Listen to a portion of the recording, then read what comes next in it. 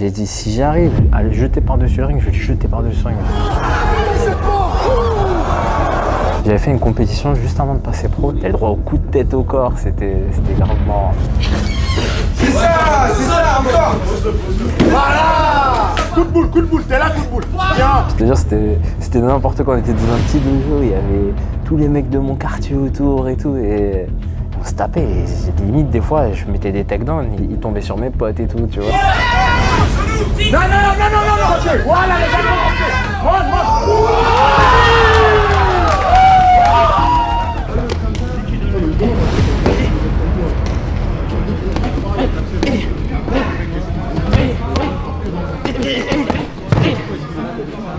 Donc je me présente Chaban Chebedra, combattant professionnel depuis 2009. J'ai commencé le MMA en 2007 et je suis tombé par hasard sur le MMA. Je faisais un peu de boxe thaï et mon prof de boxe thaï m'a emmené dans le MMA. Et après je me suis retrouvé, j'ai accroché direct et j'ai commencé directement la compétition et voilà. J'ai été un peu, si tu veux, l'un des premiers jeunes à faire du MMA, quoi. Il y avait un voisin, un de mes voisins justement, qui m'entraîne actuellement même en anglaise, en boxe anglaise. C'est comme un grand frère pour moi, il me montrait le pride, etc. et tout. Et vu que j'ai grandi dans un quartier, si tu veux, on faisait des corps à corps, on s'imaginait quand on testait, on faisait des petites bagarres comme ça. Et voilà, et après j'ai testé, j'ai accroché direct, quoi.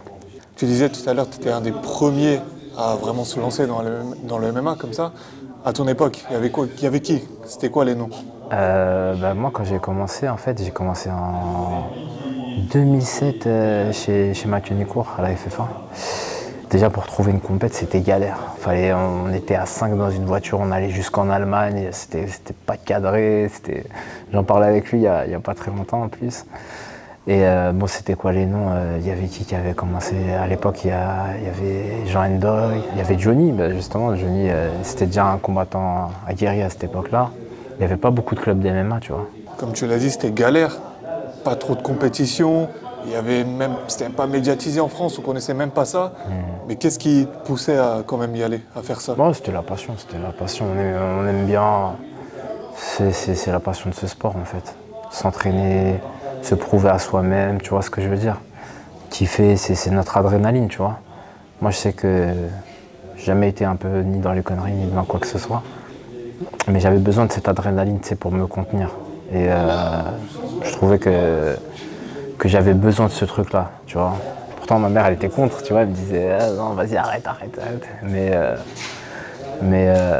j'avais besoin de ça. Et franchement, le sport, il m'a sauvé parce que maintenant, quand je dis m'a sauvé, ça m'a évité de faire des conneries. C'est mon métier maintenant. Et donc, voilà, tu vois. C'est quelque chose de particulier. Comment tu décrirais c'est comme une drogue, Ouais, c'est ça. Ouais, c'est ça, je vais pas dire, mais c'est comme une drogue, en fait. Moi, j'ai jamais fumé, j'ai jamais bu, mais c'est notre drogue, en fait. En général, les mecs d'ici, ils ont besoin de ça, tu vois. Ça permet d'évacuer un peu, ça permet d'avoir cette adrénaline et tout, tu vois. C'est top, c'est top. Début de carrière 2009, est-ce que tu as un souvenir en particulier de cette époque qui date un peu du début de carrière? Est-ce que tu as un souvenir en particulier? Avant, j'avais commencé, moi j'avais fait de l'amateur. Quand tu t'avais dit en 2007, j'avais fait les championnats d'Île-de-France.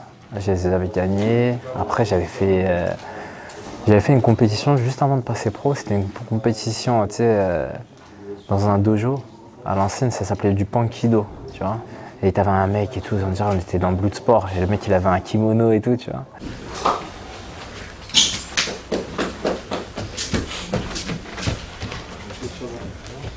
Combattez.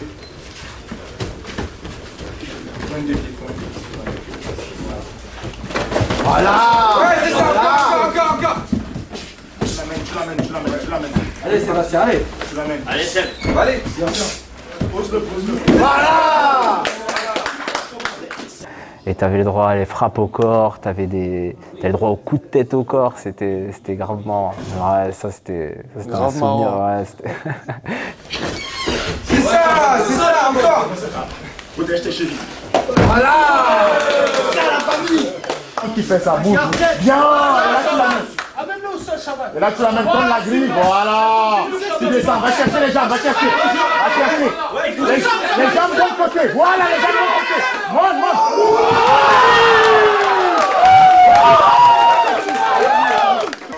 Chaban, l'objectif c'est ça, c'est ça l'objectif. Coup de genou. Zama, coup de genou et tout. Allez, voilà. Reviens face à lui, tu places les genoux. Place, voilà. Et là, et voilà, joli. Coup de boule, t'es là, coup de boule. Bien. Encore. Ça c'est bien. Il ne sort pas les hanches, il ne sort pas les hanches. Non. Je te jure, c'était n'importe quoi. On était dans un petit dojo, il y avait tous les mecs de mon quartier autour et tout. Et on se tapait. Et limite, des fois, je mettais des takedowns, ils tombaient sur mes potes et tout, tu vois. C'était n'importe quoi. Et ça, c'était une vraie compétition? C'était une compétition, ouais. Ça s'appelait le Pankido. Les anciens, ils ont déjà fait ces compètes-là. Et là, coup de genou dans le corps. Ton visage, arrête. Down. C'est bien.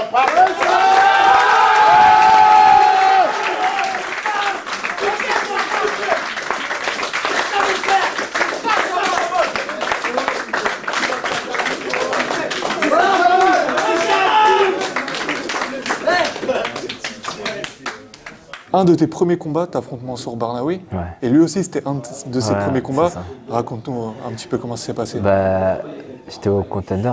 À l'époque, en France, c'était Hatch, c'était en pancrace. Et j'avais affronté Mansour. Et on avait fait une belle guerre et tout. Mon style, c'était beaucoup de lutte, etc. J'ai jamais été lutteur. Mais je sais pas, j'avais des facilités. Et lui, il allait en avant, et moi j'essayais de le soulever, je l'emmenais au sol, il se relevait, je l'emmenais au sol. Et ce mec-là, c'est du marbre, il bouge hop. Et à un moment, je sais pas, j'ai pété un câble, j'ai voulu jeter par-dessus le ring. Je me rappelle parce que j'avais dit à l'ancienne, tu sais, s'il y avait Mathieu, il y avait Lopez dans mon coin. Et avant de combattre, j'avais dit, peu importe sur qui je tombe, parce que tu sais, c'était un tournoi, tu vois. J'ai dit, si j'arrive à le jeter par-dessus le ring, je vais le jeter par-dessus le ring. J'étais fougueux, je faisais n'importe quoi, tu vois. Et moi, justement, parce qu'on m'appelle Flying, parce que justement, quand je soulevais quelqu'un, je me jetais avec lui. Je faisais n'importe quoi, tu vois. Je mettais des coups de genoux sautés. J'ai dû mettre 2 KO sur coups de genoux sautés.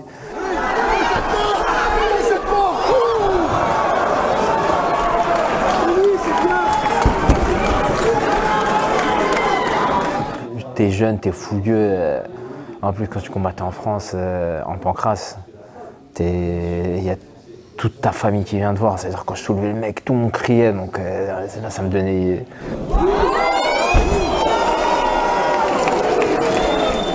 Ça me donnait envie de jeter le mec par terre, mais t'as pas idée, tu vois. C'est ce qui t'a plu, ce côté freestyle. Ouais, c'était ça. Mais maintenant, avec l'âge, tu vois, je me suis calmé, tu vois. Je suis un peu plus fimeux, tu vois. Je prends mon temps, je boxe. J'analyse, tu vois, je regarde les failles et tout. C'est-à-dire que là, si avant je pouvais soulever un mec, mais là, si je peux le faire un petit balayage pour le faire tomber, je le ferais normal, tu vois. On n'avait pas de la technique comme avant, c'était la bagarre, tu vois. Et après, j'essaye de le soulever. Après, il y a la sécurité qui le tient comme ça. Et, en fin de compte, après, il m'a pris le dos, il m'a étranglé, j'avais plus de souffle à la fin du deuxième round. C'était des combats de 2 rounds avant, tu vois. Et voilà, après, Mansour il est devenu ce qu'il est devenu, hein. Franchement, félicitations à lui. On a la prépa ensemble maintenant, tu vois, c'est top, tu vois. C'est ça qui est beau aussi, c'est que vous vous êtes battu il y a 12 ans, je crois, quelque chose comme ça. Ouais. Aujourd'hui, vous vous préparez encore ensemble. Ouais, c'est bien, ça fait plaisir, tu vois. Comme quoi, t'as vu, c'est qu'un sport et il n'y a pas d'animosité. En tout cas, moi, pour ma part, t'as vu, j'ai jamais... c'est un sport où tu dois donner le meilleur de toi-même. Certes, il y a l'aspect vicieux un peu du combat, tu vois. Mais par exemple, moi, je sais qu'il y a un truc que j'arrive pas à faire, c'est que dès que je connais le mec, je peux pas l'affronter parce que justement pour cet aspect vicieux que quand je combats, je vais mettre un coup de coude ou quoi qu'est-ce, tu vois ce que je veux dire? C'est pour ça que j'affronte jamais un mec que je connais. Même si je sais qu'il y a des combats, on m'a déjà proposé, je sais que je vais gagner, mais je ne les ai pas acceptés, quoi.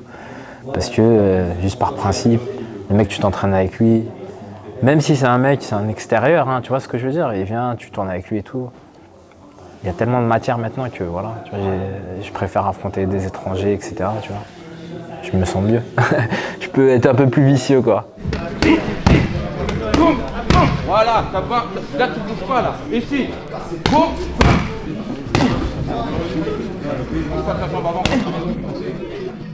Ouais, en 2015, en fait, j'ai eu des problèmes de dos, justement, à force de jeter les gens par-dessus, etc. J'ai eu des problèmes de dos, j'ai eu une hernie discale et tout, c'était dur pour reprendre. J'ai eu pas mal de blocages, je suis parti voir pas mal de médecins et tout. Après, j'ai recombattu, j'ai changé de KT, parce que j'étais en 70 avant, mais je pesais 69 habillé, je combattais comme ça, tu vois. Là, j'ai changé de KT à 66. Et en 66, ça va, j'ai jamais perdu, je me sens très bien, je me sens puissant par rapport à mon poids et tout, je me fatigue pas plus que ça, tu vois. Donc les arrêts, ça a été beaucoup par rapport aux blessures. J'ai eu pas mal de blessures, moi, dans ma carrière, malheureusement, tu vois. Le fait de... Tu sais, par exemple, moi, je suis coach, et quand je vais préparer un mec, je vais lui dire repose-toi, etc. Mais moi, je suis un cordonnier, je suis super mal chaussé. Ça veut dire que je vais jamais me reposer, en fait. Alors que là, justement, de toute façon, j'ai plus le choix maintenant. J'ai plus le choix de le faire. C'est pour ça que maintenant, je suis très très minutieux. On est bien accompagné. Ici, on a l'US Métro. Donc, il y a Johnny qui s'occupe, il est carré. Il y a Rémi dans la prépa physique. Il y a mon club de jiu-jitsu au CDK de Ludovic Dexton.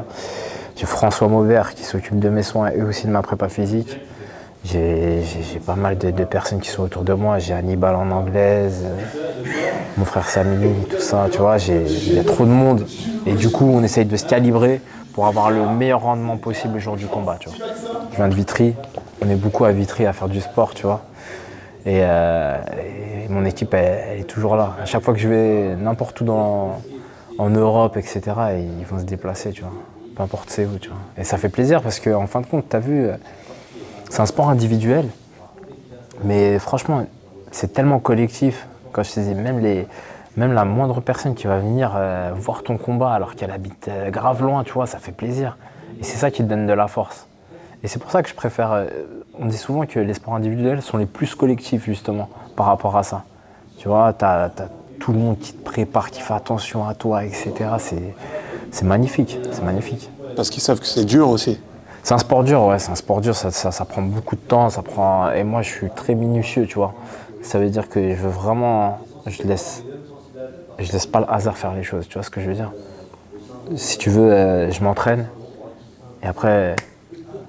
Je donne le meilleur de moi-même et après c'est la décision, elle vient à Dieu, tu vois, tout simplement c'est comme ça que je fonctionne, tu vois. Si tu commences à faire un peu, tu t'entraînes un peu, tu t'arrêtes, etc. Derrière, eh ben, t'es pas confiant. Moi personnellement, c'est ça qui me forge, tu vois. Le fait de faire un bon entraînement carré avec les bonnes personnes, tu vois.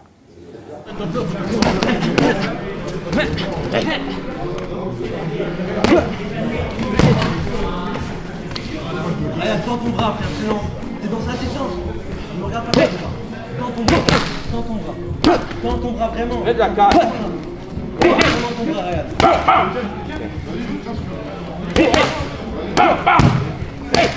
Ça fait 5 ans que t'as pas combattu? Ouais. Ben alors si tu veux, 5 ans, j'ai combattu en 2018 au Phoenix. J'avais gagné par KO et je devais faire la ceinture. Je devais faire la ceinture avec un Jordanien, je crois, qui est passé à l'UFC là.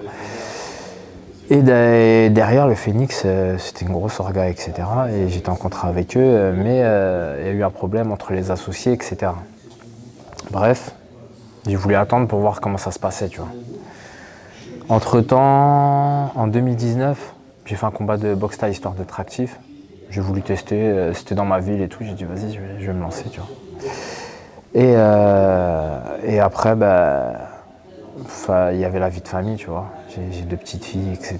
Donc, elles sont nées un peu successivement. Donc, j'ai mis ça en stand-by. La famille, ça passe avant tout, tu vois. Donc, c'est bien le sport, mais la vie, c'est meilleur, tu vois. Mais je sentais qu'il me manquait quelque chose, tu vois. Il me manque quelque chose et c'est pour ça que maintenant, j'ai fait la symbiose, tu vois. Une part pour la famille, une part pour le sport, etc. Tu vois. Est-ce que tu as encore des objectifs? Ouais, en fait, tu vois, quand tu commences à te mettre des objectifs, tu vas commencer à te mettre des pressions et tout. Moi, j'ai compris qu'avec le temps, en fait, step by step, je passe là, j'ai un combat le 7, on passe à la suivante, on passe au suivant. Moi, mon objectif, en fait, c'est de kiffer ma vie, en fait. De ne pas avoir de regrets, de pas avoir de remords, de me dire « Ah, j'aurais pu faire ça ». Tu vois, ça, le fait, quand j'ai arrêté, je l'ai senti parce que je me disais « Punaise, il y a des mecs que j'ai affrontés, je les vois et tout, ils ont évolué entre-temps, moi je suis là, j'ai rien fait, tu vois. » Donc là, du coup, j'ai vraiment envie de kiffer, en fait. Le but, c'est de kiffer, je me donne tant que la santé, elle est là, je me fais kiffer au maximum, tu vois. C'est ça mon objectif, en fait, de kiffer ma life, c'est tout. Pour ton combat de retour, ce sera au Brave, en association avec l'Hexagone. Qu'est-ce que ça fait déjà de combattre dans une telle orga? Bon, ça fait plaisir. Je devais combattre au Brave, on m'avait déjà proposé, mais entre-temps, j'avais les titres. Et là, je suis managé du coup avec l'Hexagone. J'ai signé un contrat de combat. Ils s'occupent bien de leurs combattants visiblement. Et donc ça fait plaisir. Moi j'aime bien. On va essayer de donner le meilleur de soi-même et de kiffer l'événement, tu vois. J'aime bien quand c'est carré et ça fait plaisir, tu vois. C'est juste ça. Le but, comme je t'ai dit, c'est de kiffer. Je me prends pas trop la tête, tu vois. J'ai tellement combattu dans des orgas. Il n'y avait pas de lumière, il n'y avait pas de truc, tu sais même pas ce que tu fais là. Mais non, ça fait... Là, c'est le luxe, là. Ouais, ça va, ça fait... C'est bien. On est bien lotis, ça fait plaisir. On va voir ce que ça donne. Vu que c'est la première fois qu'ils s'associent, le Brave et Hexagone. Donc on va voir ce que ça donne et on va kiffer le moment présent, quoi. Tu connais ton adversaire? Ouais, j'ai un collègue ici, Abou Tunkara, qui l'avait affronté. Donc mon adversaire, c'est un Argentin. On va dire un peu imprévisible debout, pas très académique. C'est un mec avec un jiu-jitsu très traditionnel. Beaucoup de back-fist, des jambes, tu sais. Une boxe que tu peux pas lire forcément. Mais je suis assez préparé. Je tourne ici en MMA, l'US Métro, avec pas mal de sparring. Je vois pas si tu peux m'inquiéter, quoi. Moi, je peux ramener le combat généralement où je veux, en fait. Tu vois, je sais que je peux le ramener au sol, je sais que je peux le ramener debout, je peux rester debout, etc. Et malgré l'âge que je t'ai dit, je reste posé et tout, j'aime bien le show. J'aime bien finir mes combats, tu vois. C'est important pour moi, tu vois. Et vu que ça fait longtemps que j'ai pas combattu, retrouver ces sensations que j'avais perdues, tu vois. C'est ça mon objectif. Essayer de faire plaisir au public, mais avant tout, me faire plaisir à moi-même, tu vois. C'est ça le plus important. Pas se mettre la pression avec les personnes autour, etc. Tes amis, ça restera tes amis quoi qu'il arrive, tu vois. Ça, je l'ai compris avec le temps. Et voilà, j'ai envie de chercher quelque chose de bien, de montrer en fait ma palette technique. Je pense que j'ai beaucoup de choses à proposer. Maintenant, à voir, hein, ça fait 4 ans que j'ai pas combattu, donc on va voir comment je vais me retrouver dans la cage, etc. C'est tout.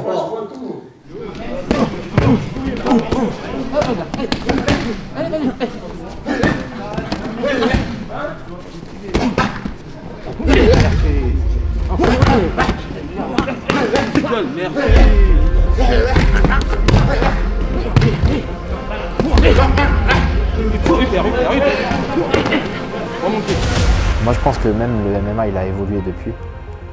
Et tu le vois souvent, il y a un nouveau MMA qui est en train de sortir là. Et c'est ça, il faut être à l'ère du temps. À chaque fois, il faut évoluer. Si tu veux, la science, toutes sortes de sciences, ça ne s'arrête jamais, tu vois. C'est toujours en perpétuelle évolution. Et c'est ça qui m'intéresse, c'est d'aller chercher ce qui se fait à chaque fois de mieux, etc. Voilà. C'est une très belle conclusion. Merci beaucoup, Chaban. Merci à toi. Rendez-vous le 7 septembre. Ouais, le 7 à Nantes. septembre. À Nantes, c'est ça. Super. Merci à toi. Ok, taille.